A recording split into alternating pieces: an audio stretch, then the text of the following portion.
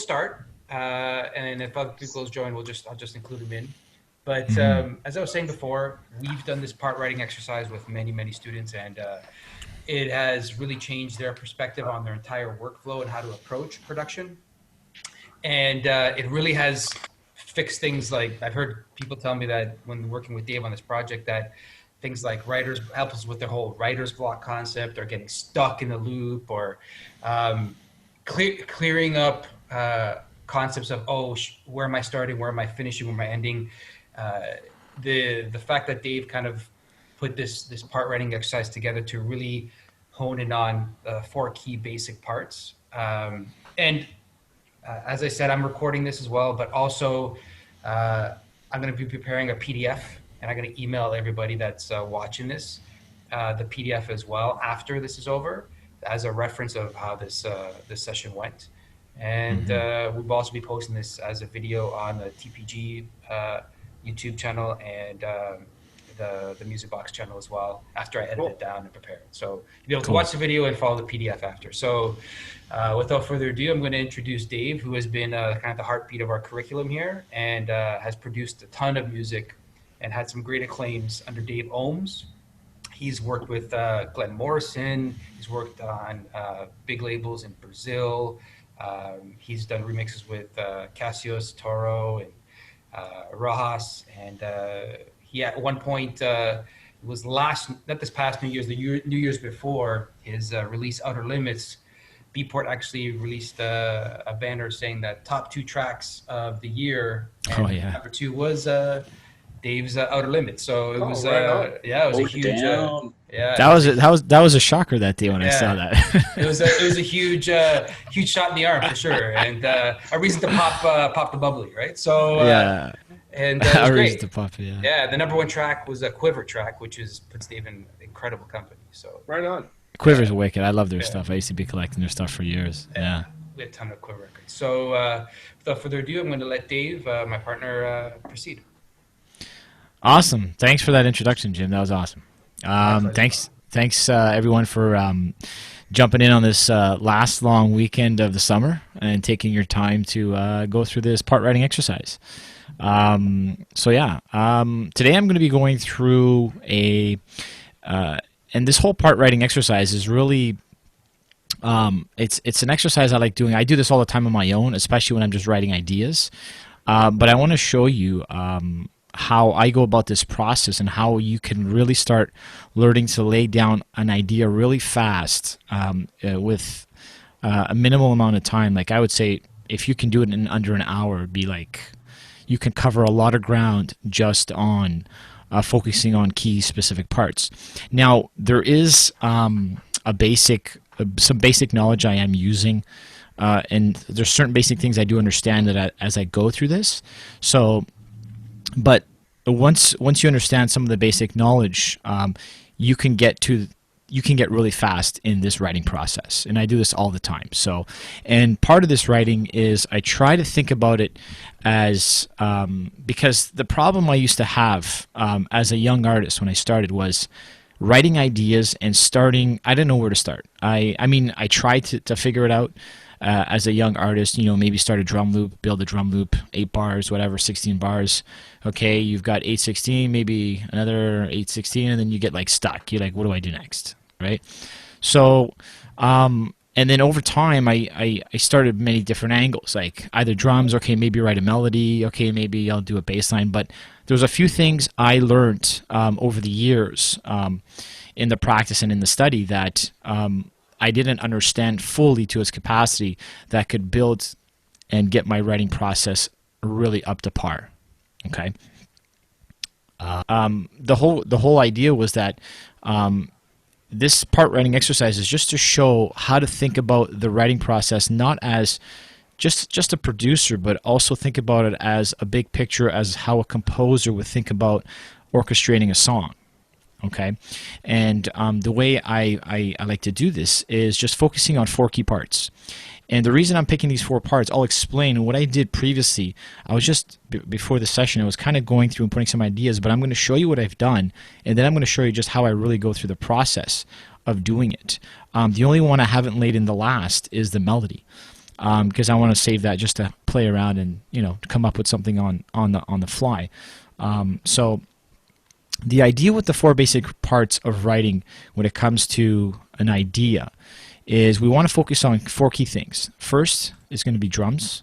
Second, now depending on the order, this is relative to the artist or the producer putting the production together, and it also depends on your skill set and understanding of where you kind of lay on some basic theory.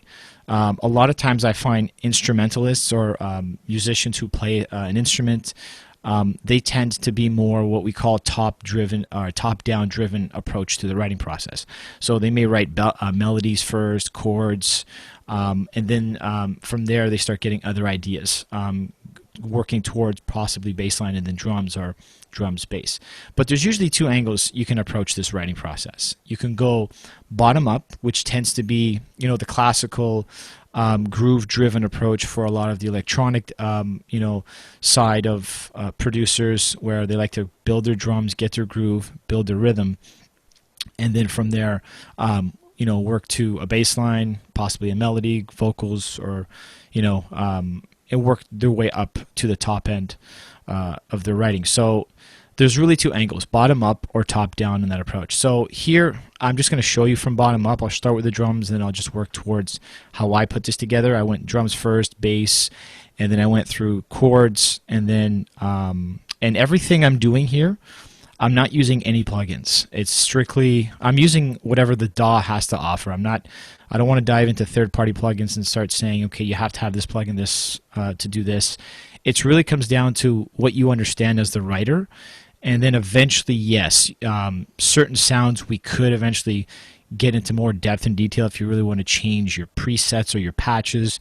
You can even get into as far as, you know, doing sound design for your ideas, and I'll show you and I'll explain that as I go. So yeah, so I want to start with the drums, and what I want to do is I just kind of, all I did is literally on the drums track is here in Ableton, and I'm not sure what DAW everybody's using. I'm using Ableton as the DAW choice, but you can really literally do this on any DAW as long as you understand once we go through these 4 basic parts.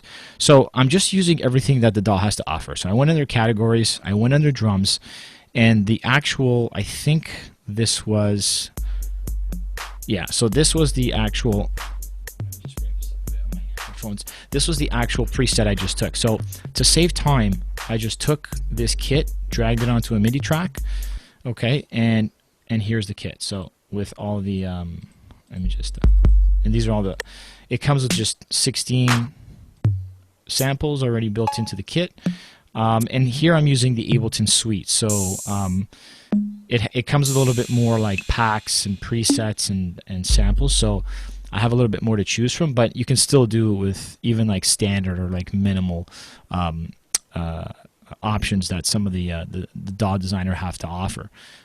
So all I've done is selected that. So drums. Okay, let's take a look at the line, because I want to show what do I focus on when I'm building my drums. So let me just play the drums by itself first so you can hear that. And this is only 1 bar loop. Okay, so you can see here the length is a bar. Here's the beginning of my bar. You can see here my downbeats 1.2, the 1.3. So these are just the downbeat if I turn on my click track. Okay, so you can hear that's just a simple 1 bar loop. So where do I start when I start creating drums? Now, there's really 3 to 4 key areas that I like to start right away. And this is the reason I do this. Because usually when I write my ideas, this is not like a rule that has to be this way, but I like to focus on what's going to be the snapshot of my track within this idea writing process on the dance floor, or what's going to get the people to really get hooked to the track. So I know there's a couple areas I want to focus on. One, I want to focus on rhythm, I want to focus on melody, and I want to focus on, you know, possibly the movement and how the song is going to progress through time, and then possibly the key. Okay, so these are the things I have already on the back of my mind that I'm already thinking about, and I'm not thinking just as a producer, like meaning producers are great. I'm thinking as with all these things are sitting in my mind saying, what am I going to write? Pick a key, work in this key. this is the kind of progression I'm going to use, and this is the kind of rhythms, and this is possibly the kind of melody lines I want to work with. So this is what I mean by thinking as a composer, not just now some producers may know all this, but you want to have a good snapshot of kind of seeing ahead as you're producing. So now I also want to be loose on my end. Like when I'm creating, I'm not so like formal unless it's a project that calls for formality, but here I'm being loose. And especially today, I just came randomly with this, just fresh slate, fresh start, lay down the idea. So the first areas I start with is usually the kick, the backbeat, or you could say the snare or the clap, and then my top ends. Okay, and I like to cover those first because what that does right off the bat, and this is just drums, it'll cover your spectrum pretty well. So if you just sit there working on beats and just, I remember when I was younger just trying to work on kicks and, layer kicks and spending, an hour or two just layering kicks, and it's like, okay, I mean, that's cool and all, but sometimes you get like, I used to find that I would get like phase issues, and it's just, over time, I just started to really understand, like, okay, I can only go so far with laying so many kicks before it's just going to, really start doing more damage than good. So I focus my time now as I do a lot of my writing on what's the main idea, what's the big picture, what can I get done right now, so I can keep producing efficiently, not being stuck and just repeating and trying to do this thing over and over. So here, I lay down a kick, and when I lay down the kick, there's two approaches I do for this, okay? So it depends on how you write, and I tell a lot of the students that, especially when they're doing our curriculum, is if you've studied, or if you have a drum machine, or if you studied like drum programming, there's a couple of ways you can write drums. Like if you're a real player and you actually play drums, that's cool too. If you have electronic drum kit, you can actually trigger it like that.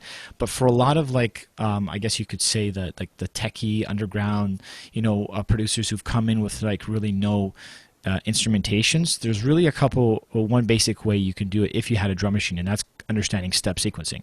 So there's two ways I like to do it and I like to approach. One is step sequencing. So this line I just built was pretty much, if I just double click here in Ableton, I can create a standard 1-bar loop or 1-bar clip with a blank slate of all my samples. So here's all my samples, okay? And then if I were to just play this back, let me just play this clip back. So there we go. So this is turn on my click track. This would be just my 1-bar loop following to a simple 4/4 meter time. Okay, so this would be step sequencing. Now the reason this is step sequencing is because now step sequencing works on either 16-step, you can even have a 32-step sequence, which means it's literally how my grid is broken up. So here I have my quantize, or my quantize feature in my editing set to a 16th note value, which will create, if I just kind of double click and create a MIDI clip here, you can see if I were to fill this 1 bar and just duplicate this across, it's going to give me 16 steps. Okay, so it's really just 4 steps per every downbeat. So yeah, so that's pretty much what it is. Now, if we go, a lot of the drum machines too, depending on the drum machines, some of the producers we're working with, they sometimes, or not sometimes, they had an extension to be able to do a 32-step sequence. So what that would be is I would change it to 2 bars. Okay, 2 bars, and there is my 2 bars. Now I can get a double of my 16, 32 steps. Okay, so this is really how I would work if I'm programming here in my DAW or in Ableton. You can do this in any DAW. I'm using session view, not an arrangement format. Just this is just writing ideas, and this is how I like to write my ideas here in Ableton. But you can do it in an arrangement fashion. So if I were to just like copy this, I'm going to press tab. This is what the arrangement view looks like in Ableton, and I can just paste it. All right, and there is my in this case that was the 2 bar because I made it 2 bars, but this is how it would look in arrangement view, and then you would just layer it from top to bottom. Okay, so I'm using session view, and the way we're seeing all these ideas here is left to right, or these are all my tracks like you're looking at like a mixer. So yeah, so here's my blank drums, and I always start with, like I said, the kick, the backbeat, and the tops. Okay, kick. Okay, it's going to cover ground on the bottom end. So normally if I run it back, okay, a standard 4/4 kick. Here I'm just doing a simple. And now I'm going to switch this back to 1 bar just to keep it simple here. Okay, so we're going to keep it back to 1 bar. And so all I'm doing here is I'm filling in the downbeats. So if I play it back, okay. So there is the drums, okay, the kick. Right after that, if you want to add a little bit of bounce or a little bit of rhythm and more groove and feel, you can add like little small accents. Like in the previous one, I did something like this where I created another kick, and I'm just adding little steps like with a lower velocity value. And what that does is it will give the kick just like a small sense of bounce. And I'm just doing this closer to the end of the bar. I'm not sure. So just like a little skip at the end. It's just adding a little groove, right? So now that doesn't have to be the case. I just did that on mine. You can have a straight 4/4 and then work around that. And that really depends. Like if you have a deep bass line and stuff, sometimes you might want to leave space for your bass, and you don't want to have too much happening there. But I just did that just to give it a little bit of bounce. So that was how I laid the kick. So if we look up top, that's really what I did here, is I brought the kick and I just added a little bit of bounce. Next thing is, let's take a look at, okay, so the next thing is my my backbeat. Okay, so your backbeat could be claps, snares. You can even have substitutes, like a percussive, like a rim shot. You could have, sometimes you get finger snaps, you know. So it really, the cool thing about the backbeat is it really helps to establish a sense of groove, and also it helps to establish a sense of communication with your drums, where the bass and your kick are a big communicator with, the kick and the backbeat they communicate together in a sense of like a call response sequence or a question answer sequence. And how you do this will determine, one, how the song is going to feel with a groove. And let me show you an example with the clap. So all I'm doing here is I'm putting the clap on, this is the standard clap that you would probably hear on a simple kind of dance rhythm. Okay, so you just have a simple clap, and the clap is on every other kick, or every other major kick, right, on the downbeats. So, but I can change the groove of this feeling just by using my backbeat and create some slight tension if I wanted to, just by changing the timing of where the claps go. This has a good closure. It feels nice. You know, it's in sequence with the downbeat. But just by shifting the clap slightly, I can create groove. So now all of a sudden I have like a nice, cool groove, just by making a small little move like that. So really how you would want to lay it down would be pick the kind of rhythm you want, pick your groove, and you'll start to feel the groove by playing around like that, because once you have these two working well together, you pretty much kind of have the groove almost established. The only thing we really need is to get our tops in, which I'm going to take a look at the tops right now. Now, there's a couple things about your top ends that I like to focus on. So there's open hats and there's closed hats, okay? And there's sometimes there is like percussives, like in this kit, there's like a maraca, which can act like a hat. So, and I'm going to show you what I did in this line here, okay? And so if this is the actual line that I did earlier, but I'm going to show you how I did that and why I did that. So if on the top line, what I did was my open hat, okay, I had it following, I believe, yeah. So it was on this kick, and I think I had it. What I did was I added the groove on my tops, and like I showed you the example on the hat, but I did it on my top end, on my open hat, right here. Okay, so this is the open hat. All right, if I look at the top line, yeah. Okay, so that's it. So right off the bat, that is my open hat. Okay, but the other hat that you want to look at is your closed or your ride hat. Sometimes we call it. And you have to be careful too, depending on the drum machines you're working with. I know Ableton here, they sometimes have a choke set up on the open and the closed hat, because when a real drummer plays, they're usually using the same cymbals, so it's got to be either open or closed, the cymbal, when they're playing, if they want to ride the hat. They can still ride it when it's open, but you're going to get a really washy kind of sound. But if you want it like that tight, like really tight hat, that sounds like, what do we got here? Like something like this. This would be like a very tight, closed cymbal. So, so here, what I did was, I just created the standard open hat approach on every third from the kick, okay?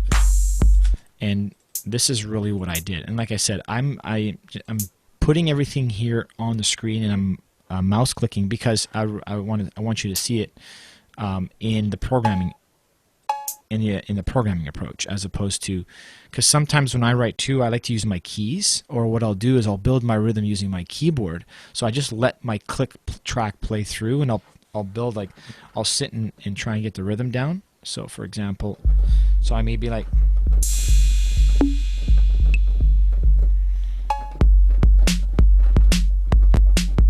right, I'll just try and put a rhythm together, and I build that rhythm sometimes playing, but here I wanted to focus strictly on just using the step sequencing. Okay, so this is my open hat. Now what I meant about the choke is, you have to be careful with your open hat, is if your closed hat is, you have to look at your drum machine and the configuration, because I know on this kit it has a choke on it, so which means that whenever if I put a closed hat on the same timing as my open hat, what it's going to do, it's going to choke it out. Okay, so here's an example. I'm just going to zero this one out, and when this one plays and these two play, this one's going to cancel. Okay, so you're not hearing the open. So if I get rid of the open, okay, so now you can hear that. You can hear the open hat come in, but you can also, it'll also choke it the minute wherever on your grid or your step sequence the actual closed hat will come in. So even if my closed hat comes here just after it, whatever tail is left on the open is going to get choked out. So that's really what you're going to get, the effect. So you can change that effect based on where you place it in your groove, right? So if I brought this over more, the decay would tail out a little bit longer, and then it'll choke it out later, right? So you got a little bit more of a nice dynamic shift there. So you can also think about the groove in that sense too. So that's one thing to think about, is your open hat and your closed hat and how they work together. Now, knowing that these two are the ones that I focus on when I'm trying to build my my core top end rhythm to the top end feel of the drums. What I also like to do is sometimes add a substitute, and I'm just throwing this in because I know these maracas, okay, they're not going to choke out my open hats. Okay, so sometimes what I'll do is, because I want to create a ride, let's say for example I want to do something like this, right, like a straight 16 ride, right? So I can still get the benefit of getting my opens there, and I still have my closed hat, and these are not getting choked out because the maracas are not tied and they're not set up as a choke to each other. Okay, so that's sometimes I like to just throw that in. Now what I do like to do is, normally I like to add these 16 steps or add a little bit more motion, and the theory is like this. Naturally, when you start to add a lot more to your tops, the song starts to, your drums start to liven up a little bit. It starts to feel a little bit more like there's more groove, more rhythm, more motion. If I were to do, for example, just this, obviously, okay, now the song feels like it's starting to just pace up a little bit more. So the general theory here is you can build the groove relative to how you want, and I'm going to show you a basic groove I just like to mess around with sometimes. Now, I'm doing this evenly, every other one. It doesn't have to be every other one.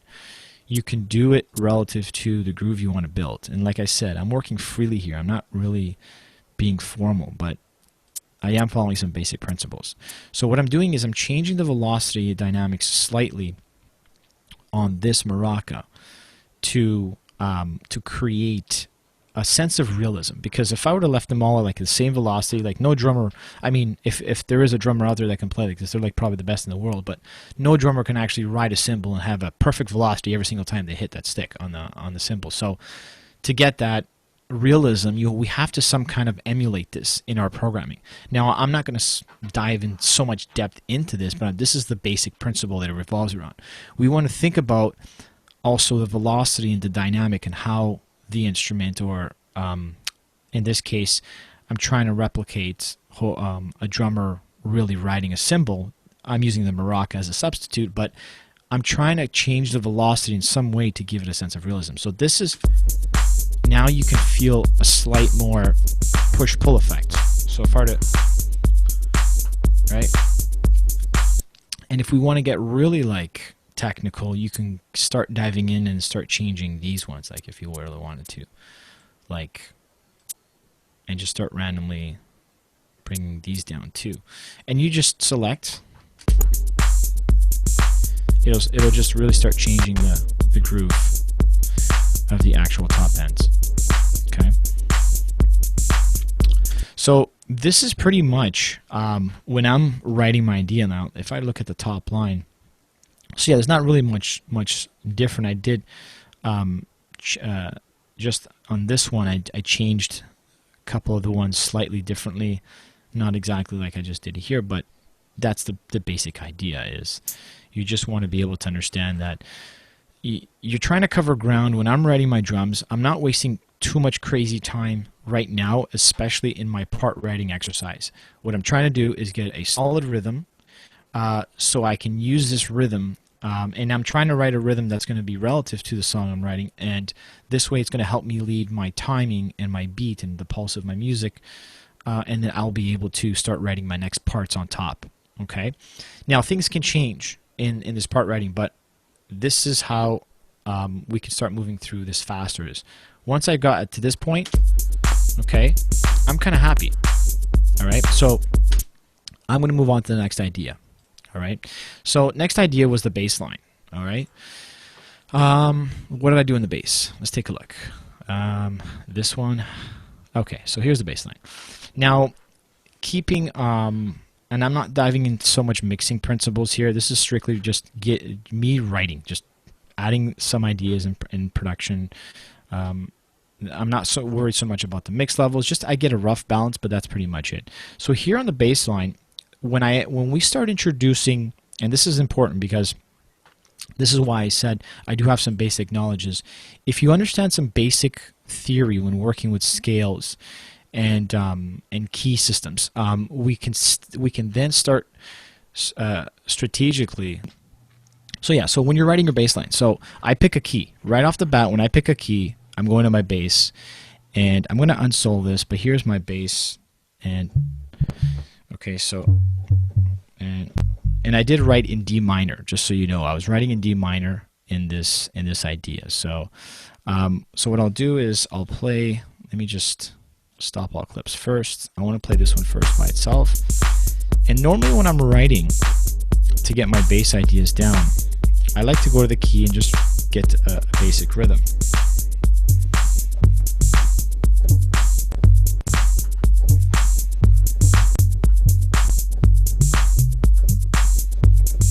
Okay, so, and what I like to do first is I like to audition.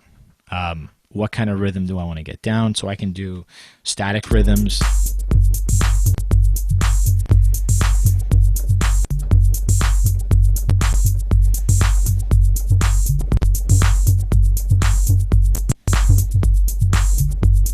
Okay, so that's just a simple audition. But what I did here on this bass line, okay, so this is the actual bass line I was working with, was I was using G and D. I was really just I was doing a rocking technique, okay? And there's different ways of writing, and this is part of the reason I target these specific areas, is drums, bass, melody, and chords, because there's actually a deeper, not deeper, but there's actually some theory to your writing of your bass line. So there's 6 fundamental bass tones you can approach in your writing.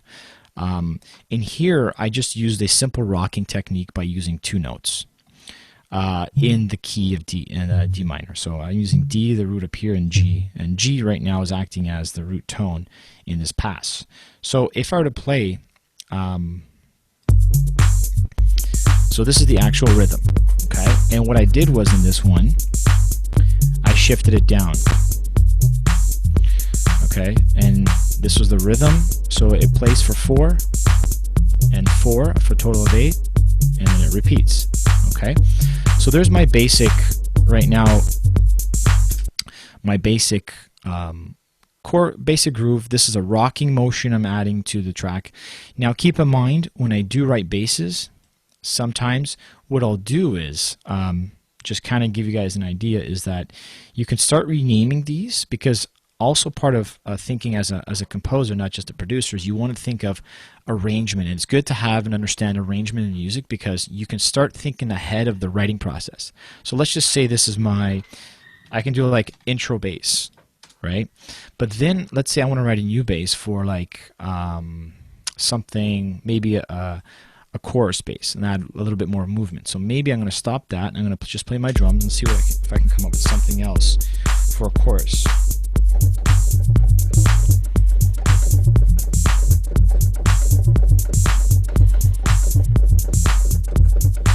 Okay, so there's an example. So I just track that in.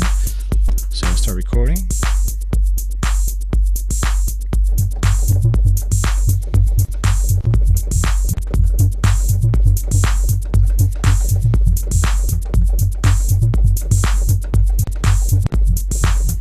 Okay, so, and this is an example of just me throwing in a second idea, but I'm thinking of writing maybe a possible bass in maybe my my chorus, or maybe my verse, maybe another segment of the song. Right now, this is just me thinking ahead of the game, so I can get myself set up in the writing process for different parts of the song. Okay, and this is, like I said, what I mean about understanding the big picture of putting it all together.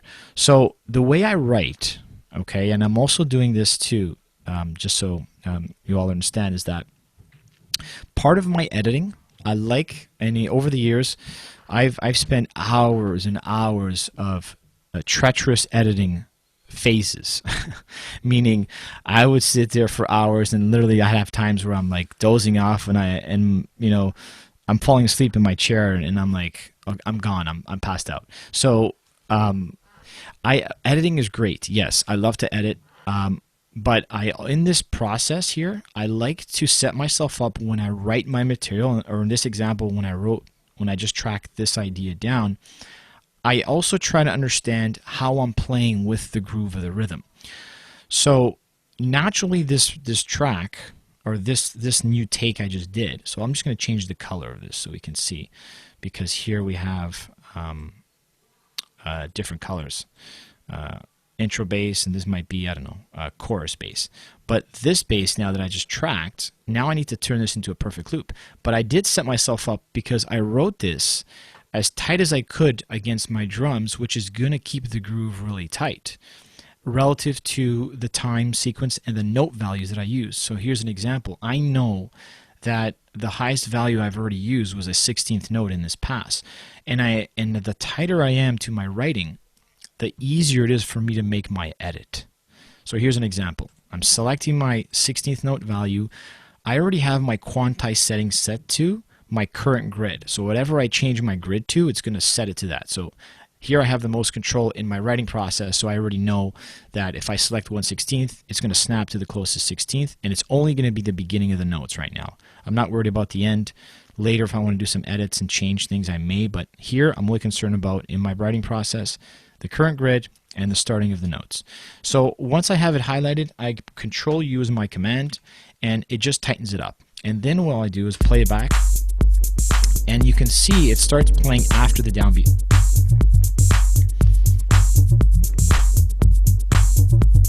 Okay. So now I got to capture a perfect loop, right? So let's just select it all. And I know naturally I started playing after the first downbeat. So if I want, I mean, quickly, I can just press Control A and Control L right off the bat. Now, I know sometimes this is a mistake a lot of artists make, or producers, is because they initially played against the drums, they started playing off the downbeat. When you start creating loops and you start like changing your markers, and then because it started right here, I know this is wrong because I started playing off the downbeat. So I know I have to adjust this so it starts here. My loop's going to start here, so the beat comes down first and then the bass comes in. So it's literally on the off. Okay. Okay, so there's a basic groove. So now that I have that, I just need to set it up, possibly 4 bars. Okay. And normally when I write my ideas, and this is a key factor to think about, is what happens if you play like an instrument or you play keyboards and you're tracking your ideas. I recommend that while you're playing, learn to repeat your ideas. So that way, as you're repeating them, you're going to be able to have a segment, like maybe spend a good 30-40 seconds of just repeating that same run, that idea. So that way, at least you can get a good solid 4 or maybe 8 bars out of that whole stretch, as opposed to sitting and spending time doing so much editing. You know, I want to move on to my next idea and start writing a little bit more. So here, that's kind of what, here I didn't write as much, but normally what I'll do is if I have a pattern I'm really trying to lay down, I try to really play that through. Give yourself a good stretch, so that way, even if you make a mistake in the writing process, like while it's playing, just pause, recalibrate, go back to the downbeat. You don't even have to stop your recording. Just feel the drums, start playing again, right? And this will save you tons of editing time, and it'll increase your production speed by a huge factor. And just the trick is just eventually just start trying to sink in and getting it. So here, 4-bar loop, and here is my bass line. Okay. All right. Now I can switch to my intro bass. All right. So you can see now the dynamics can change. The groove has already changed relative to intro, right? And this new bass, right?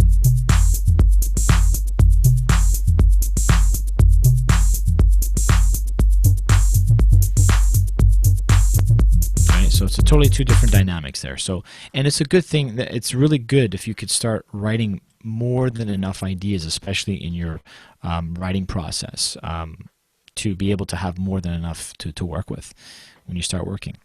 So for this next one, so that's pretty much my bass and my drums at this point. And I'm not, like I said, I'm just being simple, getting some simple grooves and ideas. Now, right now, I'm not worried so much about, yeah, I try to find the sound that gets kind of close to what I'm liking, but this can morph later. My goal here is writing the rhythms, writing the ideas, and getting the MIDI down, because if the MIDI data is in, I can add any plugin or I can add any preset or patch I want. As long as my MIDI data is in, I'm good to go. Okay. Now, some artists, I know they like to start with sounds right away. That's cool too. I do that sometimes too, but if I'm just writing, I got like simple writing process, I want to get down some ideas. Maybe I want to write a deep tech track, a house, a commercial track. I'm just going to write some commercial ideas, and then maybe I'll fill in sounds and presets and patches later. So here we've got drums and we've got bass.